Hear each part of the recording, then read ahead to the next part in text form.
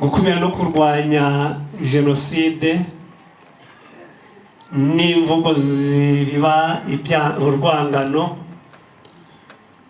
tubigire inshingano zacu nk'abanyarwanda, dore ko zikomeje gukwirakwira hirya no hino mu karere u Rwanda ruherereyemo.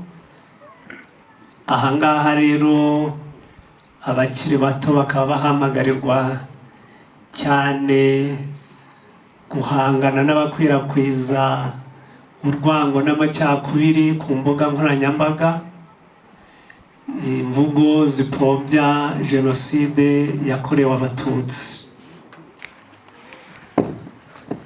Arakoze cyane Nganizi utugejejeho ikiganiro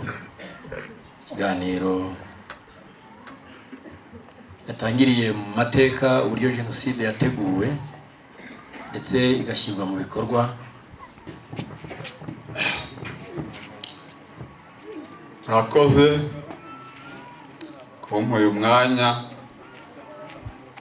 wo kugira ngo mbabwire amateka y'urugendo rwa hano twanyuzemo rutoroshye, rwabaye rurerure cyane. Aha bitenga mureba rero kuva urugamba rwa RPF rwo kubohora igihugu rutangira, ntabwo twigeze tugira amahoro. Byahereye icyo gihe badutoteza. Aha hakurya mu Gishwati hari ibikuyu bibamo inka. Mbere ya 90 twaragiriragamo, ariko n'ubundi umututsi akabamo ari umunyamuryango yarashyizwemo n'umuhutu. Ariko bigeze muri 90 nta mututsi wongeye kwambuka umugezi witwa Sebeya ubuge ngo arakandagira mu Gishwati. 93 nta nzu y'umututsi n'imwe yari ihagaze. Murumva n'imbere ya 94 byarakomeje tugatuza turugenda tucumbika mu bikoni by'umutu utaragera ku ntera y'urwango rukomeye. Tubaho ngaho dutotezwa, tubayeho nabi. Umurima wawe kugira ngo uzawuhinge ari uko ugomba gushaka umuhutu akawiyeterera inka kugira ngo uzayibone uzanywa amata yayo, ari uko umuhutu agomba kuyigukamira akayazana. We niho yajyanaga mu nzira ngo uzageze uyajyana, barayamenaga ngo wikoreyemo amasasu. Byarakomeje bigera noneho muri 94 inahangaha batangira kwica. Hari ku isabato abantu barabyuka bajya gusenga nk'ibisanzwe, ari abatutsi ari abahutu. Ntabakubwiraga wenda ngo akubwire ngo ese ko waje gusenga kandi twumva ibintu ari bibi, turasenga tuba wenda hari icyo Imana iri bukore, kuko henshi bari batangiye no kwica tubyumva ku maradiyo. Dusohotse mu isabato noneho habayeho gutatanya, nta n'uwindi wagera mu rugo. Abageze mu rugo bahise badutatanyiriza aho ngaho, nta muntu wageze mu rugo. Ubwo birabihereye aho barica rega bimara agahinda. Inangaho rero kubera bari bazi ko ari n'iri shyamba rya Gishwati, abenshi bari n'abahigi, bagendanaga lisite y'abantu bapfuye n'abasigaye, bakagenda n'imbwa, ngira ngo bari bazitoje guhiga abantu, bagahiga umuntu ku buryo nta ntagomba kubacikira. Inahangaha umuntu wagerageje kurokoka n'umwe n'uwahishwe na wa muhutu wari ugifite umutima muzima. Birarangira abantu babamaze inahangaha, ariko kubw'amahirwe yacu ndetse nashima cyane ingabo zari za RPF zadutabaye uko bitaza kudutabara. Ya mvugo bavuga ngo umututsi azaba ngo umwana uzavuka azabaza uko umututsi yasaga, byari byabaye byarangiye. Ariko ya mahirwe yacu yo kugira ngo RPF ibihari iradutabara, ndetse nkaba nanarangiza nshima RPF yadukoreye byinshi byiza, iradutabara, yunganirwa na leta y'ubumwe, idukorera byinshi tutanasubiramo ngo tubishobore. Amashuri tutize iyigisha abana bacu, ko mbere ahangaha ho nta n'amashuri yanahabaga. Aya mashuri mureba yubatswe ejo bundi kuri iyi leta y'ubumwe. Twavaga hano tukajya kwiga ahantu bita Kabitovu, abandi bakava hano bakajya kwiga ahantu bita Kavumu.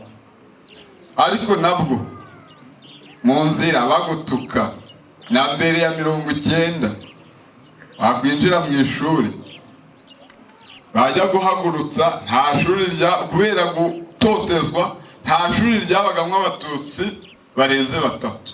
Nanga bajya guhagurutsa abatutsi mu banyeshuri bageze muri 70 ingahe, bajya kubona ukabona uhagurutse wenyine.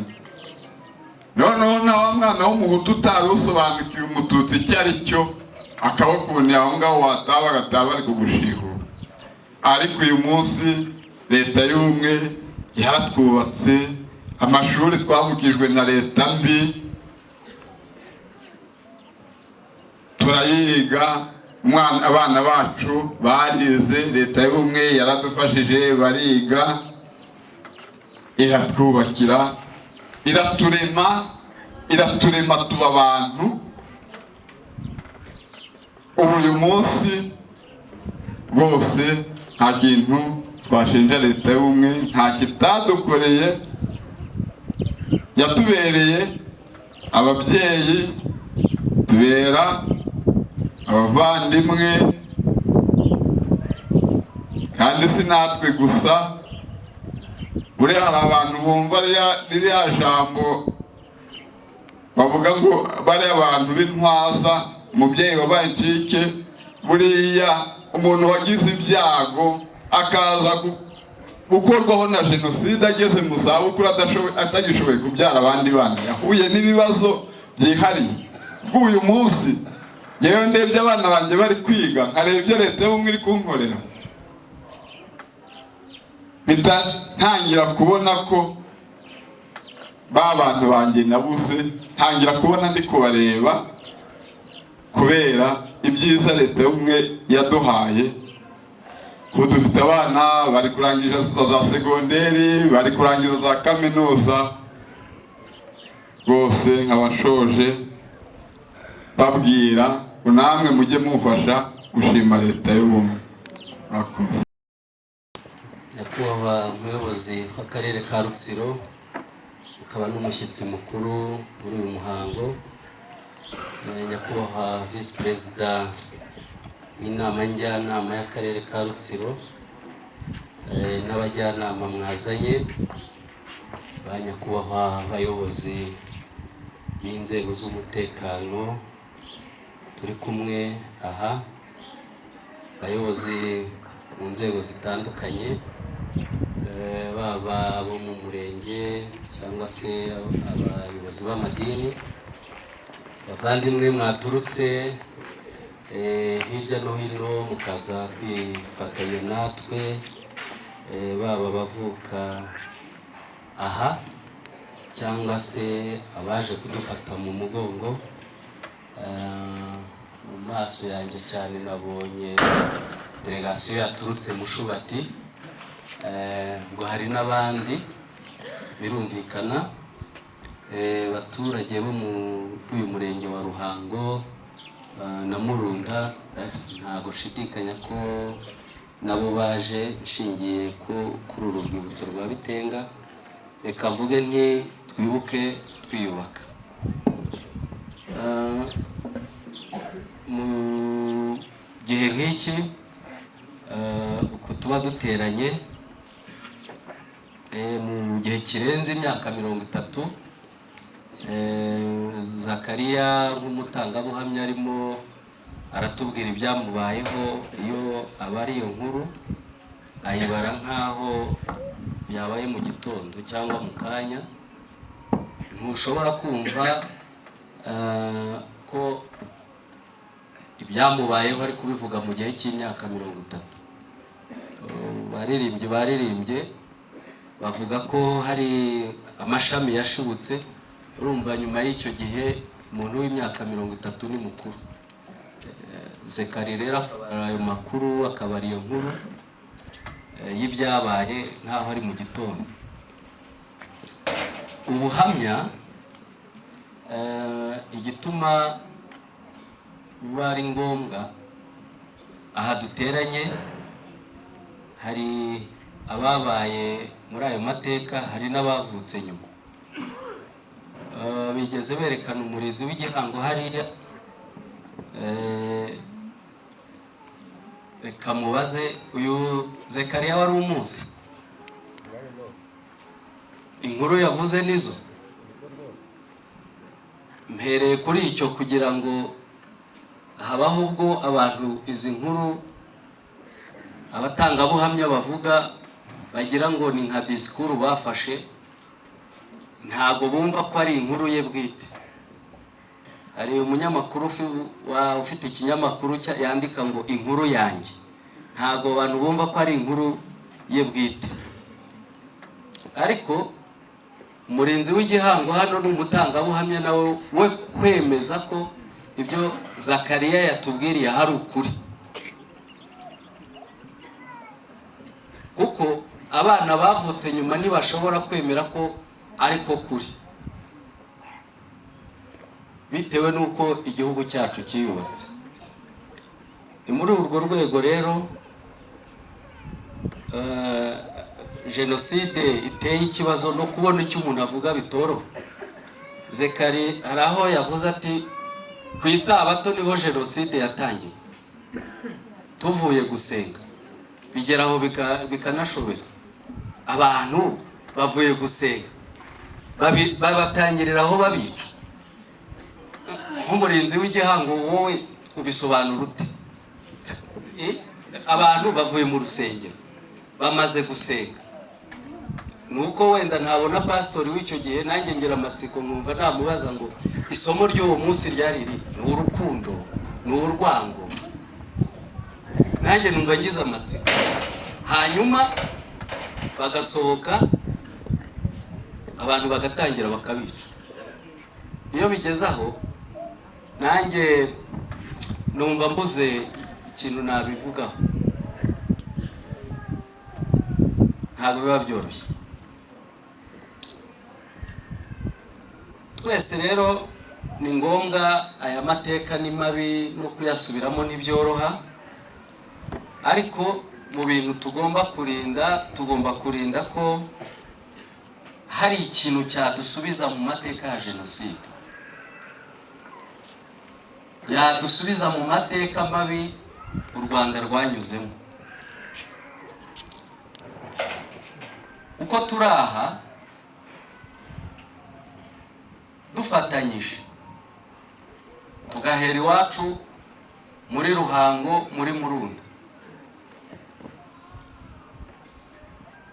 dushobora kwamagana ikibi kandi twakiganza. Nubwo tubona ko hari aho ikibi cyaganjije, ariko nta na rimwe umwijima ushobora gutsinda umucyo.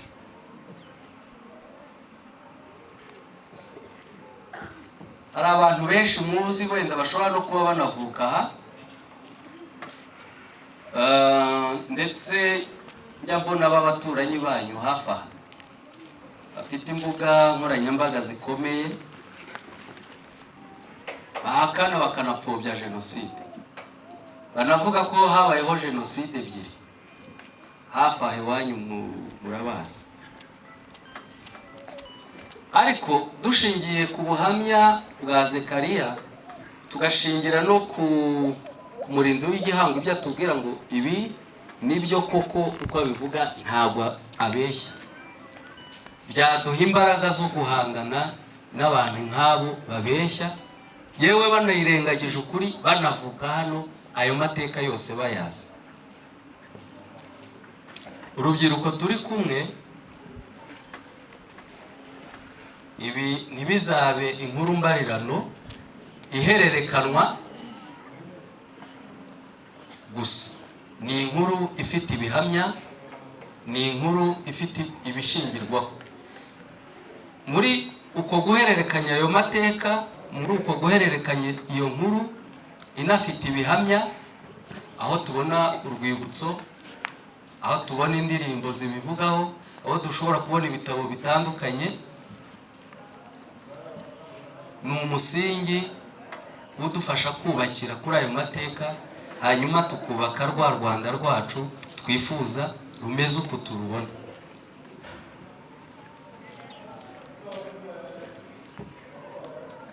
Reka nihanganishe abarokotse jenoside, mwese nimukomere, ntibizongera ukundi. Ngira ngo na Zekariya bivuze, imyaka 30 irashize turi mu Rwanda rutekanye, ntawe ubuzwa kuryama mu nzu cyangwa se kujya ahantu runaka, kuko mwabiriya bihe yavugaga hari centre zitari zemerewe ko abatutsi bakandagiraho. Naha niko byari bimeze muri Nzi w'Igihango, niko byari byitwaye. Hari centre abatutsi batagombaga guhagararaho, hari amasoko batagombaga kujyamo uko bashaka, kandi hari n'amasaha bagombaga gutahiraho. Ariko nibyo nari maze kuvuga ko ndiho bakomeza bakomere muri iyo myaka yose, aho umunyarwanda ari aratekanye kandi ameze neza. Ibyo rero nta kindi tubikesha, ni ingabo zaho zari zarapiye, dushimira cyane, zagize ubutwari bukomeye. Hanyuma nibura ubu hakaba hari abakibarizo nkuru barokotse. Nubwo bimeze bityo ariko ntago habura ingaruka zitandukanye bacitse ku icumu ziba ziriho. Icyambere navuga muri izo ngaruka ni ihungabana, nk'uko naha mwakomeje kubibona, ndetse aho n'ubushakashatsi bwerekana ko rizakomeza kwiyongera, kuko ingaruka za jenoside ni icyaha ndengakamere, ni icyaha tutabona ukuvuga. Bityo rero ingaruka zacyo zibiza igihe kinini, ziva ku bakorewe jenoside n'ababakomokaho, yewe n'abandi banyarwanda. Izo ni muri bimwe mu bibazo tugihangana nabyo. Ikindi navuga nanone abacitse ku icumu bagihanganye nacyo, ni inzu zishaje.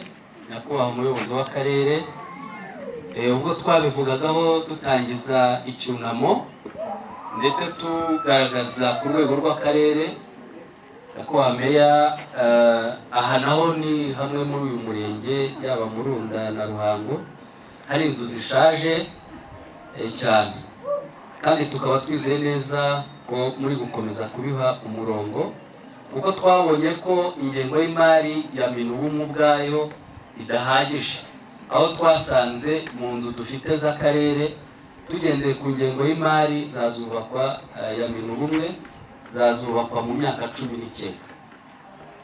Ariko nyakubahwa meya mutufashije bigaca muri porogaramu zitandukanye no mu baterankunga batandukanye, iki kibazo twazakirangiza vuba. Hari ikindi kibazo ndetse Yesu w'umurenge yigeze akomozaho, ndetse duhura nacyo hirya no hino, aho nanone abana basigaye ari imfubyi, ari bato, hari abantu bigabije imirima yabo, imitungo yabo, ni ingorane tugenda duhura nazo hirya no hino, muri uyu murenge ngo birahari, ariko nabyo bishingiye mu byo tumaze iminsi dukemura, nabyo twizeye ubuyobozi ko muzadufasha bikajya bigenda bikemuka uko bigiye bisa. Reka ngaruke nanone ku rwibutso rwa Bitenga. Ni urwibutso mu by'ukuri kugeza ubu tutavuga ko ari urwibutso. Nyakubahwa Meya, twabanje kubaka imva, ariko navuga ko urwibutso ntiruraboneka. Hashingiye ku itegeko rigenga inzibutso n'ibigomba kuba biranga urwibutso, navuga ko aha ari urugendo rumwe ubwo tugomba gukora. Ni igice kimwe twakoze kijyanye no kubaka imva gusa. Nkaba rero mu izina ry'abacitse ku icumu aha, ndetse nshingiye no ku mateka y'urwo rwibutso bituma rujya aha, rwose mwazadufasha n'ubundi rukagera ku rwego rushimishije, nibura rwunganira urwibutso rwa Nyamagumba. Ngera rero ku musozo w'ijambo ryanjye, mu kanya ubwo nashimira Inkotanyi ndetse n'umugaba wari uziyoboye icyo gihe, nyakubahwa Perezida wa Repubulika y'u Rwanda Paul Kagame. Nanone nyuma y'uko bamaze kubohora igihugu, hajyaho leta y'ubumwe bw'Abanyarwanda. Ubwo yari igiyeho rero mu bibazo by'ibanze yitaye ku bibazo by'abari barokotse Jenoside, ishyiraho gahunda zitandukanye z'ubufasha. Haba bigeze babivuga ati njye sinagize amahirwe yo kwiga ariko abana bariga. Farge, habaho n'izindi gahunda zose zitandukanye zafashaga abacitse ku icumu. Rero dushimira leta y'ubumwe bw'Abanyarwanda yadufashije kuva muri izo ngorane. Nanone kandi reka nshimire mpereye kuri uriya musaza uri imbere yanjye wagize uwo mutima. Iyo n'abandi baza kugira umutima nkawe, ntabwo hari gupfa abantu bapfuye uko bangana. Nanone kandi reka nshimire n'ubuyobozi bw'akarere budufasha muri gahunda zitandukanye zitegura kwibuka, haba mu kubaka inzibutso, haba mu gukemura ibyo bibazo byose nahoze mvuga. Namwe nk'ubuyobozi bw'akarere n'inzego mufatikanya kuyobora akarere, turabashimira ko mutuba hafi ntimudutererane. Nanone narangiza ntagarutse ku kibazo cy'umwihariko aha, aho imibiri myinshi yabuze. Nk'uko bigeze babivuga, hari umwihariko, hari ishyamba rinini ubu ryagiye rigabanuka rya Gishwati, aho imibiri myinshi yatakaye. Hanyuma muri iryo shyamba abantu benshi rero ntabwo bayigaragaza. Tubona ko ugendeye ku mibare yamenyekanye, aha haragaragara nk'abantu bagera hafi ku 1000 bataraboneka, ariko nta n'icyizere hashingiwe wenda ku makuru abantu baba bafite. By'umwihariko ariko nanone nasaba abashobora kuba bamenya aho imibiri yabiri nanone kudufasha, kuko iyo twashyinguye mu cyubahiro umuntu wacu turaruhuka. Ariko nanone nk'abizera, muri Bibiliya handitse ko nta na rimwe muzagira umwero mu gihe hari amaraso n'imibiri bicyandagaye ku musozi. Abanyamadini wenda bazajya badufasha, nubwo hari ababaye ibigwari ariko dufite n'intwari.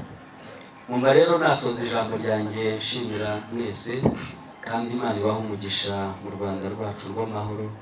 Twibuke twiyubaka.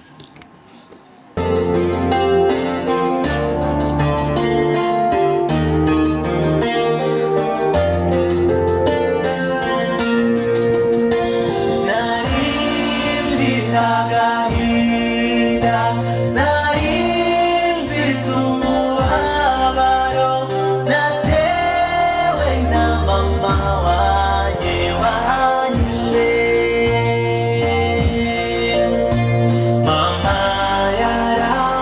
yamfashe anjyanira abicanyi ikibabaje n'umugabo yanjyaniye barabavandimwe abo ni bamarume ndetse n'ababyara banjye uko nsatiraho njya kwicirwa Imana rw'inyakire numvaga ko ngiye gupfa gasa nkayo bakuru banjye n'abarumuna banjye sinarebaga imbere kubera amarira mama bazamo kunyica aho baherereye mama wanjye waranyishe mama wanjye ni wowe wakandengeye mama wanjye ni wowe wakamfashije none ni wowe ujyanye ngo nicwe numvaga mfite agahinda ngendanira mama wanjye uranyishe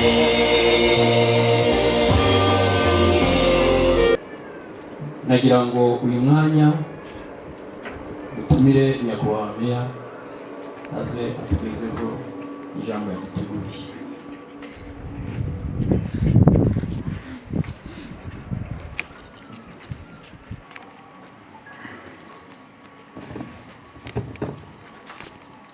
dukomere perezida yibuka abahagarariye ingabo polisi RIB na SS ndetse na daso turi kumwe nanone guhera ku rwego rw'umurenge abagize inzego z'umutekano abahagarariye amadini n'amatorero nshuti bavandimwe mwaje ngo twifatanye gufata mu mugongo abarokotse jenoside yakorewe abatutsi kuri umusozi wa Bitenga abaturutse Mushubati na Gihango nabonye ndetse nabonye n'umunyamahanga turi kumwe nubwo tutamenya aho yaturutse turi kumwe n'abaturutse hirya no hino abaturage mwese dukomeze kwibuka twiyubaka. Reka mbonereho wenda batanzi nitwa Kayitesi Dative karinge muyobozi w'akarere ka Rutsiro banyakubahwa batandukanye turi kumwe mu izina ry'ubuyobozi bw'akarere ka Rutsiro no mu izina ryanjye bwite twifuje ko twese twatera intambwe yo kwiyubaka dukomera muri bino bihe bitoroshye byo kwibuka abacu bazize jenoside yakorewe abatutsi bagapfa bazize uko baremwe. Ntabwo byoroshye kugira icyo umuntu yavuga mu buhamya butambutse muze yatugejejeho ndetse no mu ndirimbo burya nabwo ni ubuhamya buturuka mu ndirimbo dushimira Justin ndetse bari na Janine nibi izina narifashe neza turabashimira cyane ku nkunga kugira ngo mutwereke cyangwa tugaragarize ubuhamya. Iyo turebye dusanga muri uru rubyiruko ni ukugira ngo dusigasire amateka y'abazize jenoside atazazima biciye mu ndirimbo.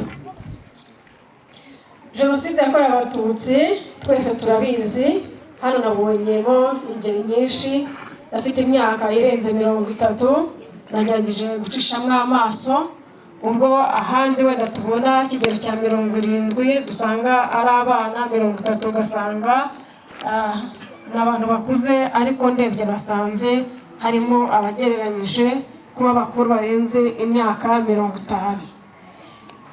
Kubera imiyoborere mibi yaranze igihugu cyacu, ndavuga ubutegetsi bubi, aho twizeraga ko aribo bagakwiye gutabara abanyarwanda babaye gufata iya mbere batuma amacakubiri ariyo yaje kuba intandaro ya jenoside yakorewe abatutsi.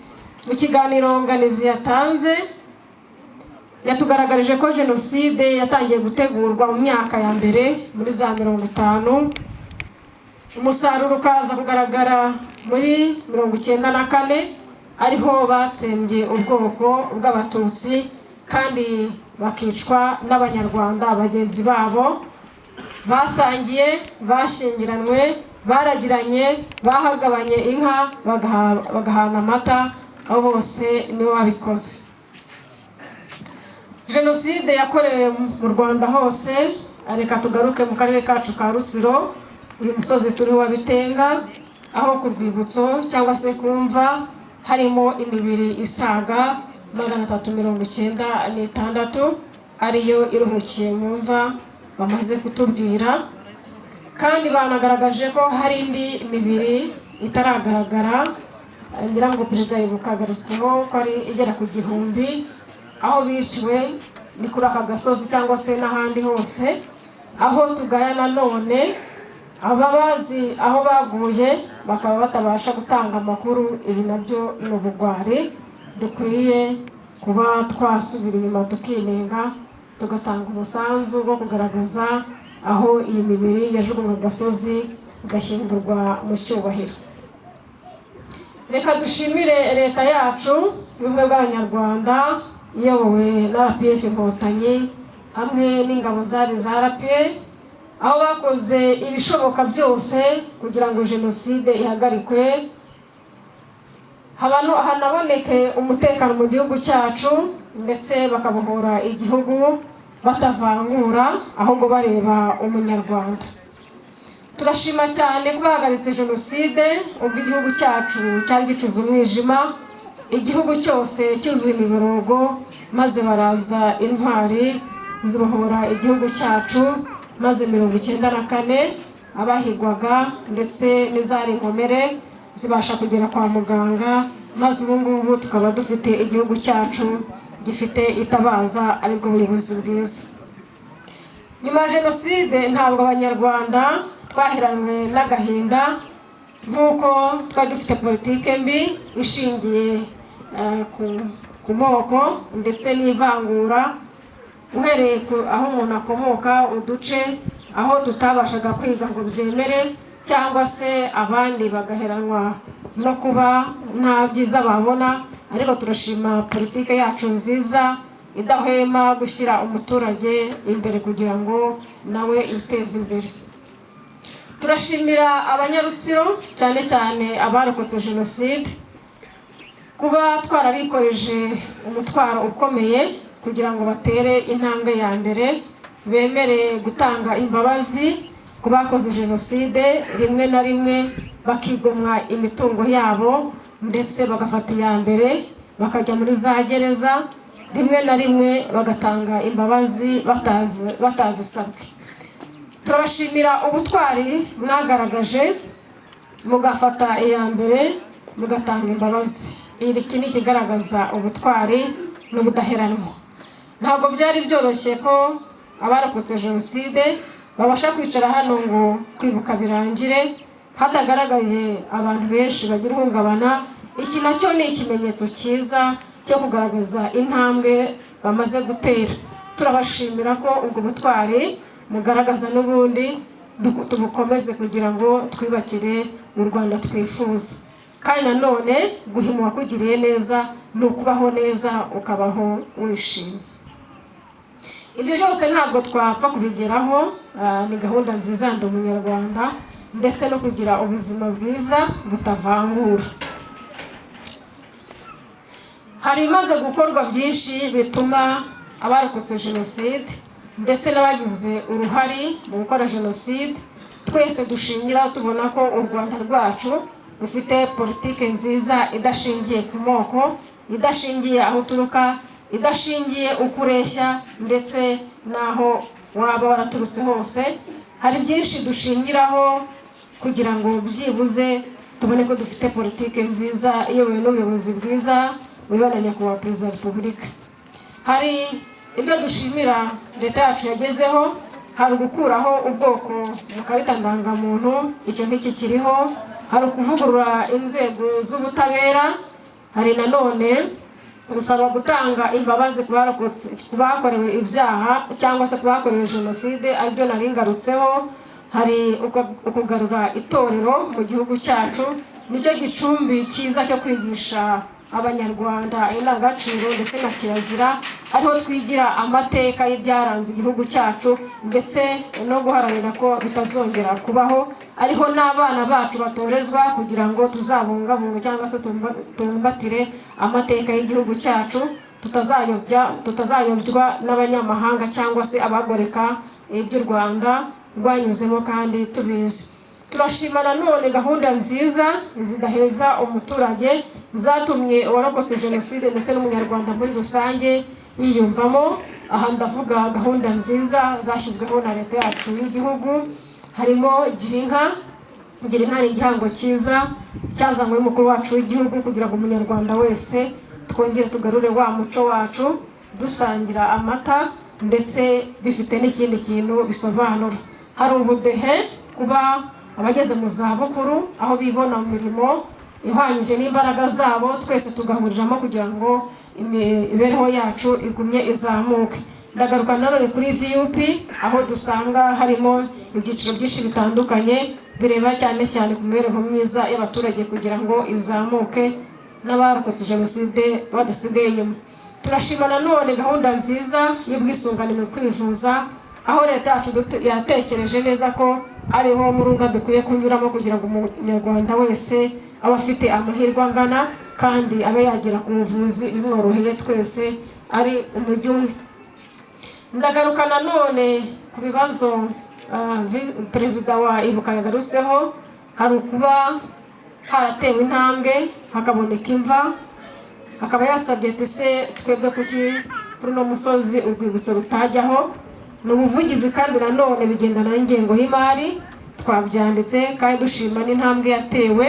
Murabizi ko mu karere ka Rutsiro nta rwibutso rwari ruhari, turashima no rwa Nyamugumba rwahageze, twifuza nanone mu nzibutso 6 dufite ko twatera intambwe bikagera ku rwego rwisumbuye. Tuzafatanya n'izindi nzego kugira ngo natwe tube twabona inzibutso ziri ku rundi rwego, byadufasha abacu bakaba baruhukiye ahantu heza. Hari ikindi warugarutseho, nubwo ari twishimira ibyagezweho, hari ibyo wari wagaragaje. Turacyafite amazu menshi y'abarokotse jenoside yasenyutse n'abandi badafite aho kuba. Hari gahunda nziza za leta zashyizweho, hari gukemura ibibazo by'abaturage mu kububakira. Hari nanone hari abahuye n'ibiza, hari ndetse n'abafatanyabikorwa dufite usanga bagenda badufasha muri izo gahunda. Ndagira ngo mbizeze ko abarokotse jenoside nabo batazahezwa inyuma, nabo tuzabashyira ku mwanya w'imbere kugira ngo nabo babe ahantu heza kandi habahesheje icyubahiro. Hari zimwe mu mbogamizi zikigaragara mu banyarwanda bituma tutagera ku iterambere, harimo cyane cyane kugoreka amateka y'u Rwanda, aho hirya no hino dusanga imbuga nkoranyambaga zifashishwa kugira ngo zipfobye amateka yacu y'abanyarwanda, kugira nanone abadukomokaho cyangwa se urubyiruko ruzinjire muri uwo mwijima, bitume hagarukaho indi jenoside binyuze mu macakubiri. Urubyiruko rwacu rugenda rutoragura hirya no hino. Izo nazo ni zimwe mu mbogamizi. Mperaho mbwira ababyeyi bari hano kugira ngo twegere abana bacu tubasobanurire ndetse twongere twibutse za mvugo nibavuga bavuga, kuko nabyo biri muri bimwe byo kugoreka amateka ndetse na jenoside yakorewe abatutsi. Hari abantu bagifite ingengabitekerezo hirya no hino, aho bazicisha mu buryo butandukanye. Hari nk'uwigeze ahaguruka, twatangije kwibuka si hano cyangwa se reka ndeka kuhavuga, arangije aravuga ngo jenoside cyangwa se intambara yasize imfubyi z'abahutu n'abatutsi ndetse n'abapfakazi. Ibyo nabyo ni bimwe mu bigaragaza ipfobya no kugoreka amateka y'abanyarwanda, aho tuzajya tubyumva hose tujye tubyamaganira kure kandi dufate intambwe cyangwa dutere intambwe yo kugira ngo duhwiture abo bantu, niba ngombwa bashyikirizwe ubutabera babanze bigishwe. Ibi byose bitizwa umurindi n'imikoreshereze mibi nabivuze y'itangazamakuru cyangwa se za social media, abikora kenshi bitwaje ihame ry'uburenganzira bwabo. Hari igihe umuntu yicara hariya agashyiraho ikinyamakuru agacishaho ubutumwa yarangiza ngo mbifitiye uburenganzira. Ibi nabyo twagiye tubibona dufatiye umwanya cyangwa se twese dufate ingamba zo kubirwanya. Igihe ubonye ko byatangiye tanga amakuru hakiri kare. Dufite inzego zitandukanye hano ziturebera nk'uko nabigarutseho, yaba RIB, polisi n'abandi, kugira ngo duhashye icyaha kitaraba. Hari uburyo bwo guhangana n'imbogamizi zikigaragara muri bamwe mu banyarwanda.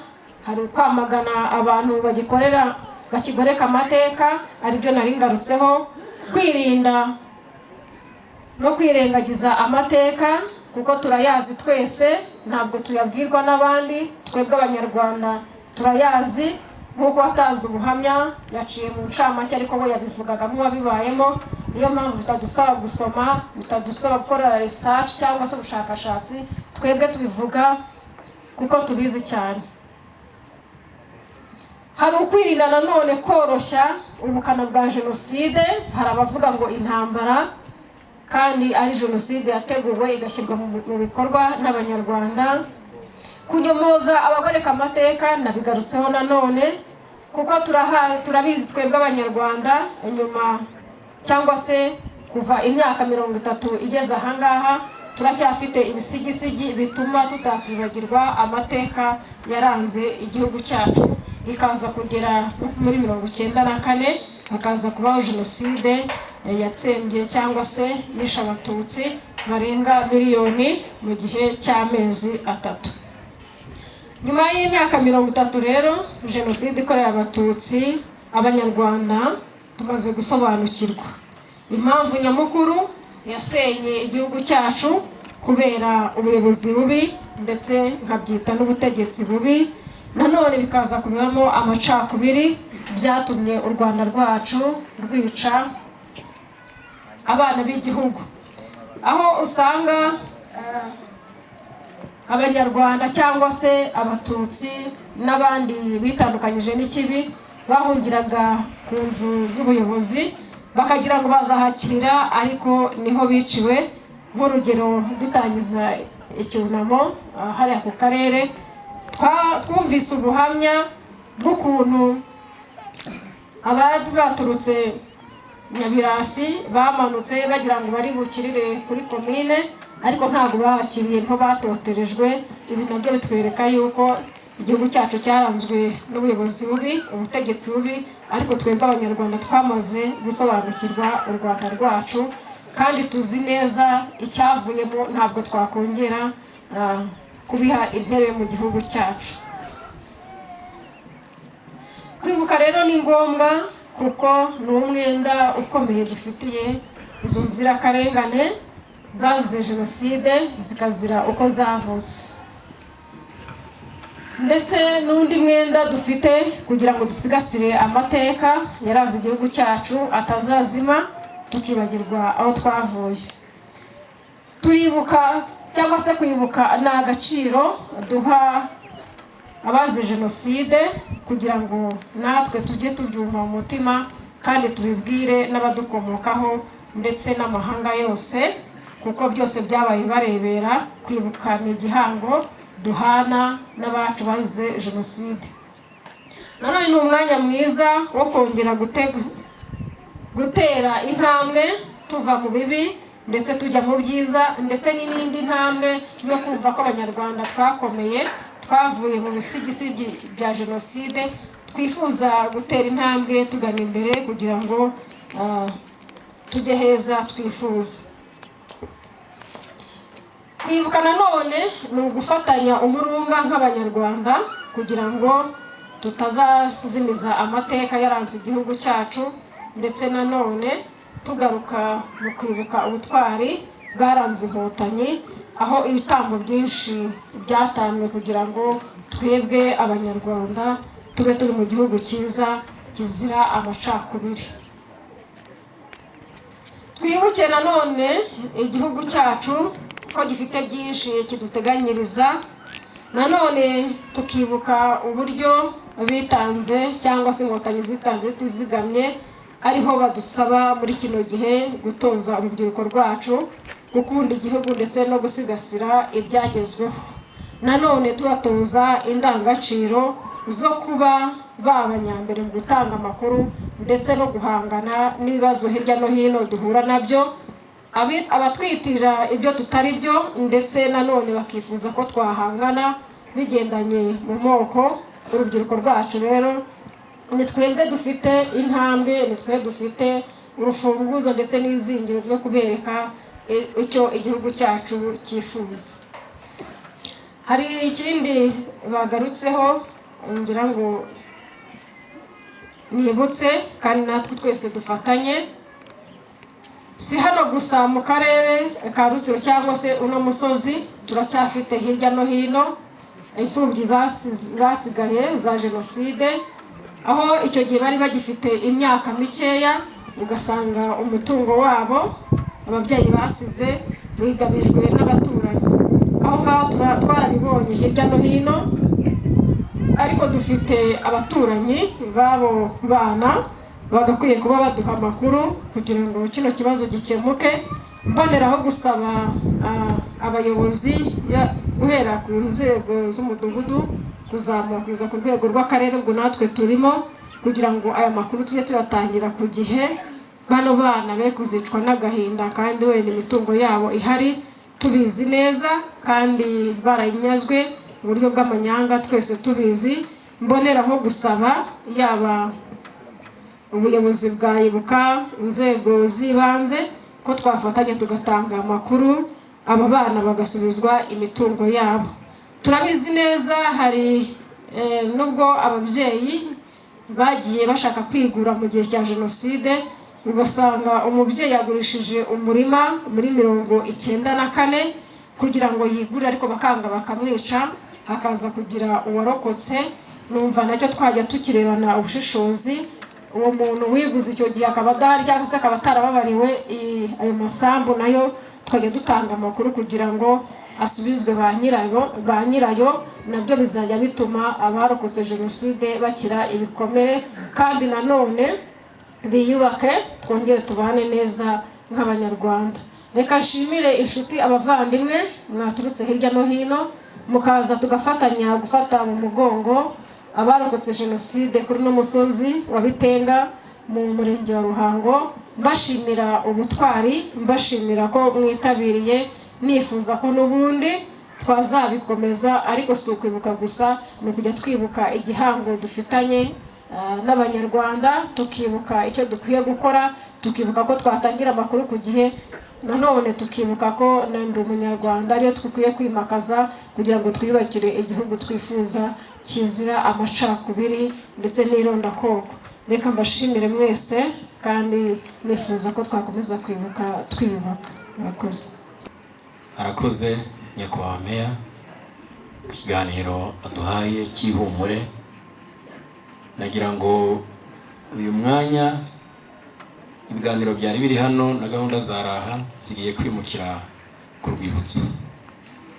Tugiye reka nsabe abari muri protokole badufashe, abari hirya hariya badushakire inzira, hanyuma abafite indabo barajya imbere, haza gukurikirwa n'abayobozi bari muri iriya tente, hanyuma n'abari muri iriya baraza gukurikiraho, nyuma yaho n'abandi baturage turaza kugenda ku mirongo dukurikije uko abafite indabo bari we bameze.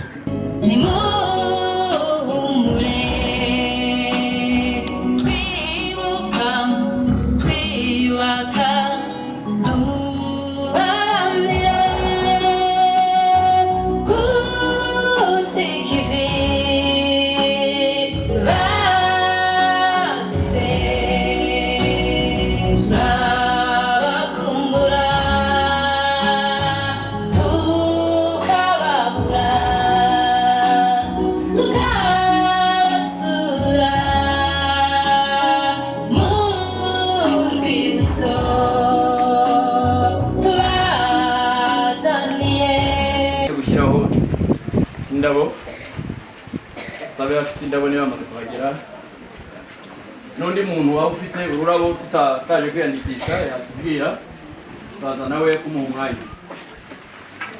Reka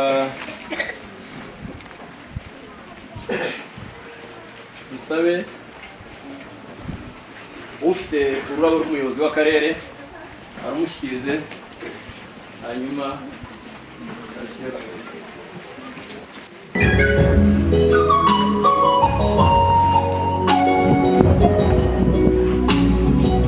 abacitse ku icumu nimuhumure, twibuka twiyubaka duharanire kuzika ivi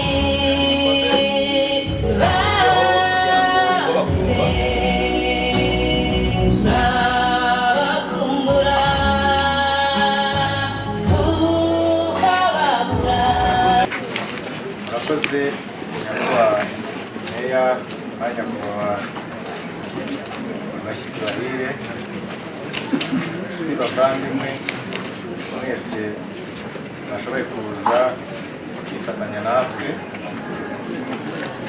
muri gahunda yo kwibuka abacu bazize jenoside yakorewe abatutsi hano mu Bitenga. Turabashimira rero kandi tubifurije urugendo rwiza, baturutse kure n'abaturutse hafi, mwese Nyagasani agendane namwe. abacitse ku icumu nimuhumure.